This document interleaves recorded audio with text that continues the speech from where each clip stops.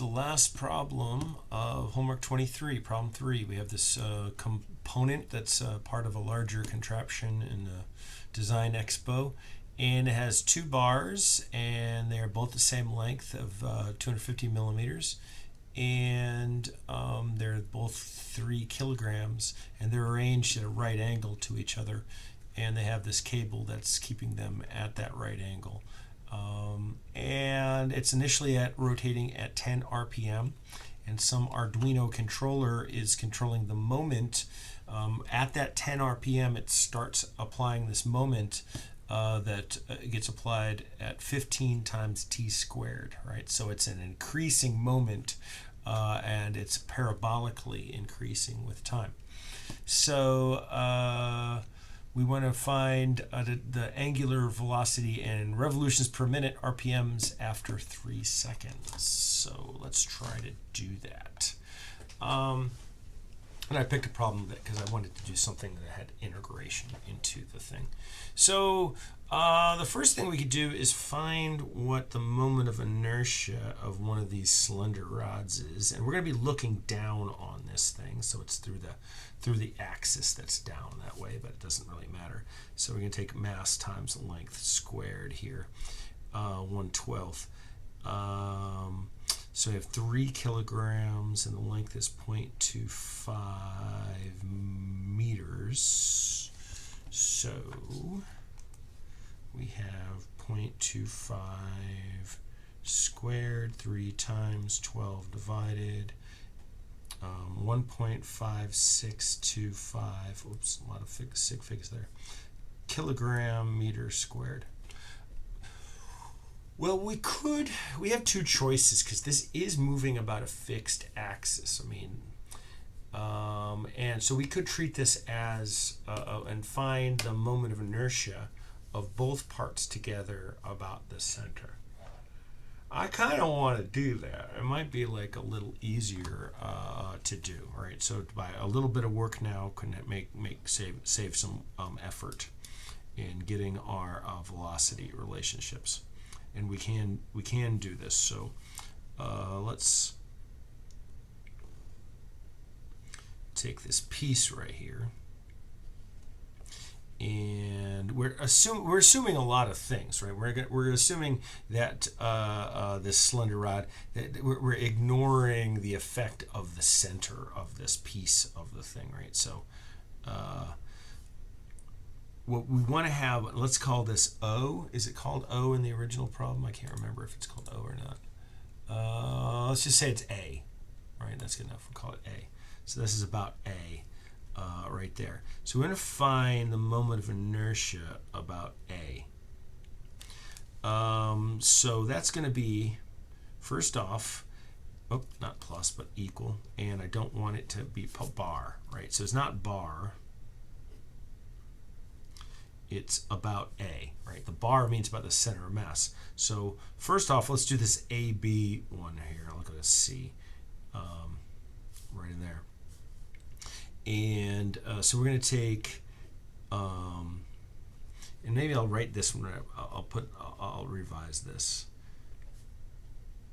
All right, that they're equal to each other, plus the mass of AB times the distance squared that I have to go from the center, right? So that's going to be this distance right there I have to go, plus IBC, the center. But now we have to go plus mass of BC times the distance BC squared, and that's actually going to be that distance right there. So I'm going to call this distance DAB, for lack of a better name, and I'm going to call this distance D, I called it BC. It doesn't make sense. Call it BC. It's the distance from the center of BC, right? So let's find BC. Right? DAB is simple. It's just 0.25 divided by 2, 0.125, right? Meters. but this one right here is actually the square root of 0.25 squared plus 0.125 squared. And so that can be 0.25 squared 0.125 squared, add them, square them, root them. And you get 0.2795 meters, right? So let's write all this out right here. We have IA is going to be IAB, which is just the 1.5623, call it E minus 2, plus the mass, which is 3 kilograms, times this distance, 0.125 squared, plus this IBC, which is also 1.563 E minus 2, plus mass, which is again 3, times now 0.2795 squared.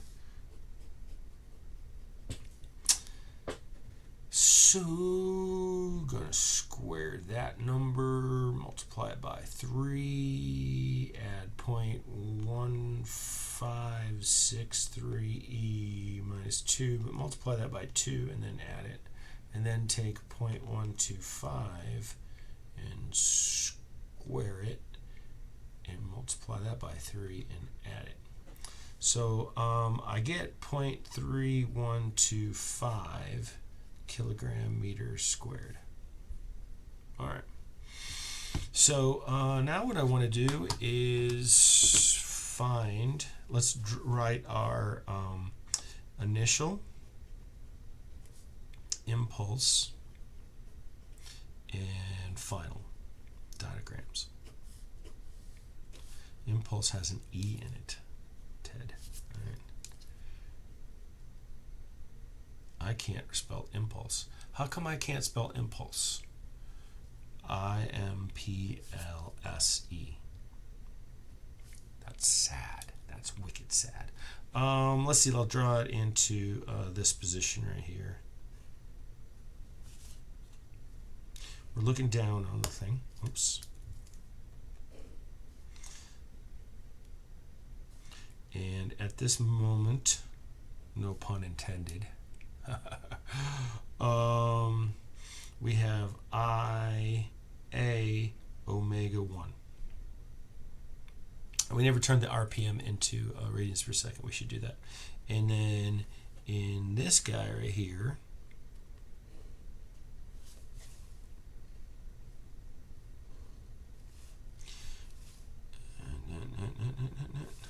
we're going to have an external moment added to here.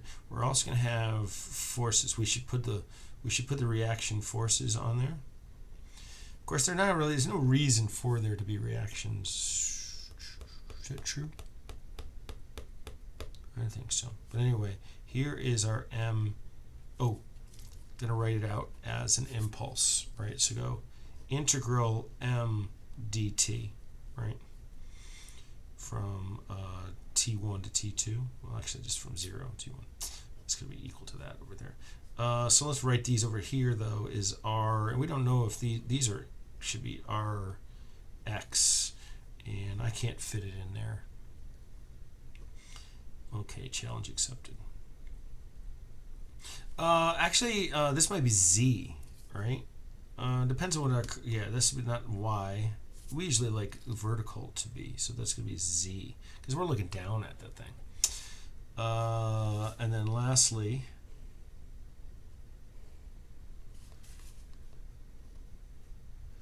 we'll do the after.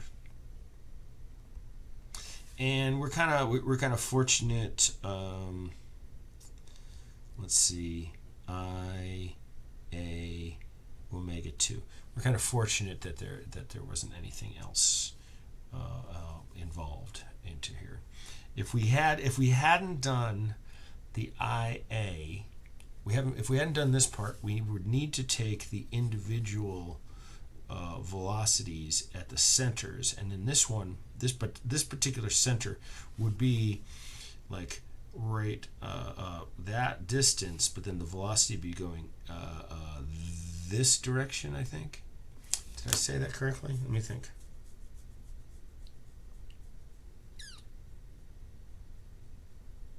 No. Did I put this in the wrong direction? I'm trying to think I put it in the wrong direction. I think I put it in the wrong direction. Yeah, I did. Silly.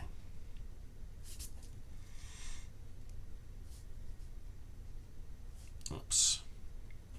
All right, you get the idea. All right. Wish I could put that near the arrowhead, but I guess I could fix it to make it go like this.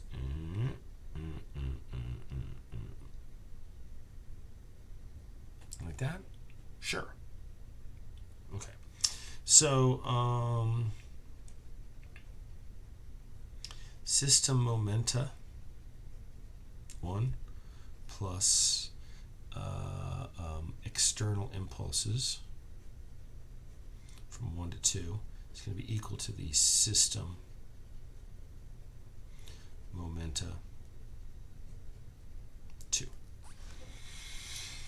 So here, everybody's going clockwise. Let's make it clockwise. Or we've decided. Did I say counterclockwise in the original position? Let me double check what my thing said.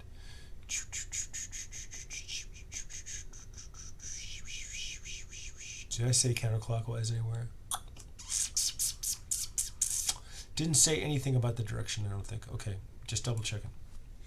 So, so we're going to make clockwise positive because I don't want to write. Nah, I'll write it out. I don't care. We needed to turn omega into radians per second. So let's just do that in our heads. 10 times 2 times pi. All right, so 62.83 radians per minute divided by 60, and you're left with a 1.047 radians per second. So we're going to have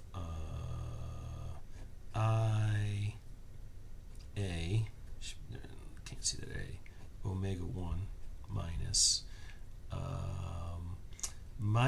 the integral from 0 to t of m, which is found, we were told, m is 15 t squared dt. It's going to be equal to negative IA omega 2. So go minus, could just get rid of all those minuses, couldn't we? 0.3125 times my 1.047 minus the integral of this, so that's going to be 15 divided by 3 t, which we know it's going to be 3 seconds, so let's go to t cubed, right? It's going to be equal to minus 0.3125, and then omega 2 is what we want to find. So omega 2, should have done that all along. So boom. So initially we have like 0.327 is our momentum, but now we're going to increase it by 3. Well, it's one of those 3's cancels out for that thing, so it's really just going to be 15 times 9, and then add those together, and then divide by 0.3125, boom, and we have ourselves some serious speed, 433.0 radians per second. So multiply by 60, but then divide by 2 and pi. And that sounds like it's a crazy amount. I don't know. Did I do something wrong? That's what I want to know. Did I do something wrong? Equals 15 omega.